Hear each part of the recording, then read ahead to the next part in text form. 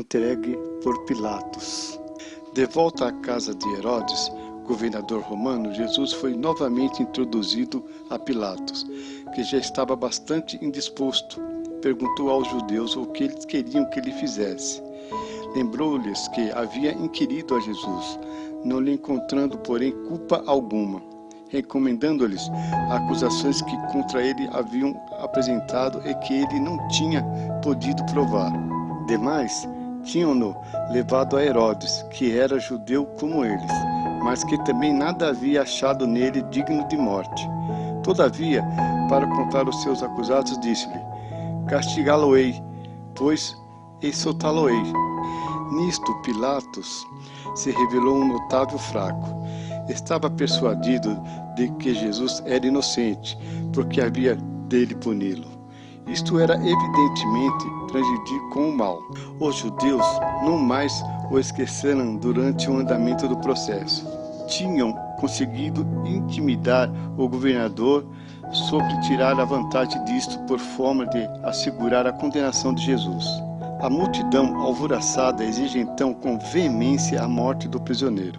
Jesus, sucumbindo à comoção, cai a fio comprido sobre as lajes de mármore. Nesse momento, Pilatos recebe uma comunicação de sua mulher. Não tem embaraços com essa causa desse justo, porque hoje em sonho foi muito o que percebi por seu respeito. Pilatos, ao receber essa notícia, faz-se pálido. O povo, porém, percebendo-lhe a hesitação, redobra de insistência. A excitação do povo atinge as raiais da loucura. O governador é obrigado a agir. Era seu costume, no dia da festa, dar liberdade ao prisioneiro que o povo lhe pedisse. Havia pouco tempo que a guarda romana capturava um criminoso de fama, por nome Barrabás, que era ladrão e assassino. Falou, pois, Pilatos à multidão, e perguntando-lhe com ar severo: qual quereis vos que eu vos solte? Barrabás ou Jesus, que chamam o Cristo? E todo o povo gritou em uma só voz, dizendo: fazei morrer este e solta-nos Barrabás. Pilatos ficou mudo de pasmo e desapontamento, pondo o julgamento entre as mãos do povo e apelando para estes. Pilatos privou-se de uma dignidade e a sua autoridade sobre o mesmo. Daí em diante, só deveria ser mais ainda um joguete nas mãos do povo, sujeito à sua descrição. Perguntou, pois, Pilatos: o que farei então de Jesus, chamando o Cristo? Todos de uma voz responderam: seja crucificado. Perguntou-lhes Pilatos: pois qual mal tem feito? E eles mais chamavam, dizendo: seja crucificado. Pilatos empalideceu ao ouvir o pavoroso grito: seja crucificado. Não imaginava que era coisa que pudesse chegar a esse ponto. Repetidas vezes havia declarado Jesus inocente. Contudo, o povo insistia em que deveria morrer de morte horrível. Outra vez lhe pergunta: pois qual mal tem feito?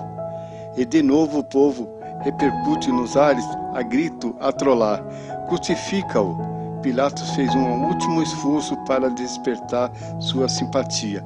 Mandou tomar a Jesus, que estava fraco e coberto de feridas, a açoitá-lo em presença dos seus acusadores. Desnudado até os quadris, suas costas exibiam extensos e cruéis vergões que vertiam sangue.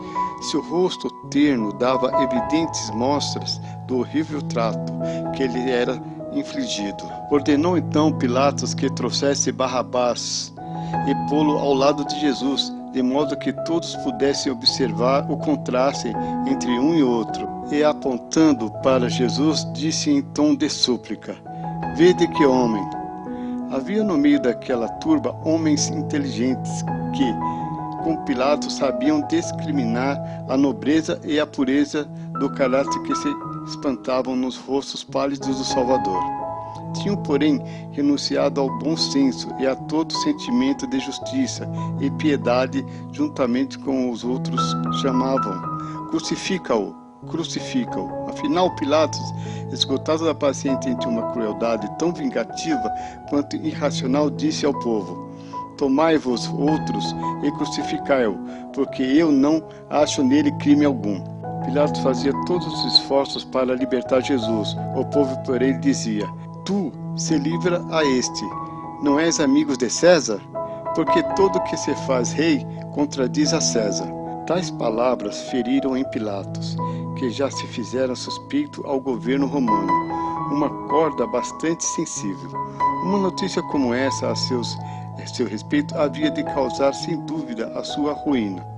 Então Pilatos, vendo que nada aproveitava, mas que cada vez era maior o tumulto, mandando vir água, lavou as mãos à vista do povo, dizendo: Eu sou inocente do sangue deste justo. Vos lavo a vinde. Respondeu Caifás com arrogância: O seu sangue cairá sobre nós e sobre nossos filhos. Essas palavras tiveram dos lábios do sacerdote e do povo que os correspondesse a eco. Era uma sentença tremenda que achavam de se pronunciar contra si mesmo, legado horrível que transmitiram à sua posteridade. Literalmente veio a ser cumprida 40 anos depois desse acontecimento nas pavorosas cenas de destruição de Jerusalém. Literalmente se está cumprindo ainda na condição dispersa, desdenhada e oprimida dos seus descendentes.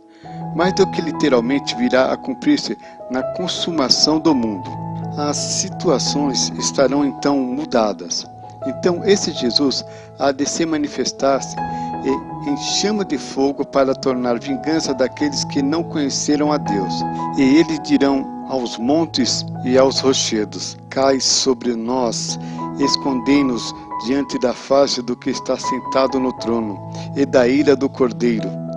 Os soldados tornaram, pois, a Jesus, o levaram ao pretório, fazendo formar a roda dele toda a corte. Aí o despiram e lhe vestiram um manto, e tecendo uma coroa de espinhos, lhe apunharam sobre a cabeça, e na sua mão direita uma cana. E, ajoelhando-se diante dele, o escarneciam, dizendo: Deus te salve, Rei dos Judeus. E cuspindo nele, tornaram a cana e lhe davam com ela na cabeça. E depois que o escarneceram, despiram-lhe o manto e vestiram-lhe os seus hábitos. Era Satanás quem propriamente instigava aos soldados cruéis, abusando assim o Salvador. A sua intenção era, se possível fosse, provocá-lo deste modo a reagir ou induzi-lo a operar milagre para se desvencilhar de seus inimigos e frustrar assim o plano da salvação. Uma única mancha na vida do Salvador, um único insucesso da parte de sua humildade em suportar a prova, teria sido suficiente para tornar um sacrifício imperfeito ao abortar o plano da salvação. Aquele, porém, que podia chamar em seu auxílio todo um exército de anjos celestiais, um só dos quais teria bastado para dominar aquela plebe amotinada. Aquele que, com um único raio de sua divina glória, teria podido lançar por terra aos seus atormentadores, sofreu todas as ultrajes afrontas com uma compostura humilde e digna. Assim como o procedimento de seus verdugos os rebaixava ao ponto de torná-los semelhante a Satanás, a humildade e a paciência de Jesus o elevaram muito acima da humildade. Cristo, Filho do amado Deus, devia, pois, ser crucificado. Se Pilatos houvesse desde o princípio agido com energia e firmeza, fiel à sua própria e justa convicção, o povo teria sido obrigado a conformar-se com a sua vontade. A turba jamais teria arrogado o direito de ditar-lhe a norma de proceder. Sua vacilação e criminosa condescendência, porém, acarretaram-lhe a ruína. Malgrado sua precaução, não pôde evitar a desgraça que temia. Pilatos foi despojado de sua honra e posição, vindo a morrer não muito tempo depois, ferido no seu orgulho e atormentado de remorsos. Assim, todos que transigem com o pecado só hão de colher aquilo que semearam. Há caminho que o homem parece direito, mas ao fim deles são os caminhos da morte.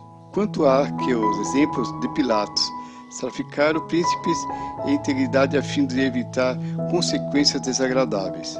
A consciência e o dever nos apontam um caminho, o interesse próprio outro. Se a corrente tomar uma direção errada, arrastará consigo para as trevas do crime e da culpa a que transige o mal.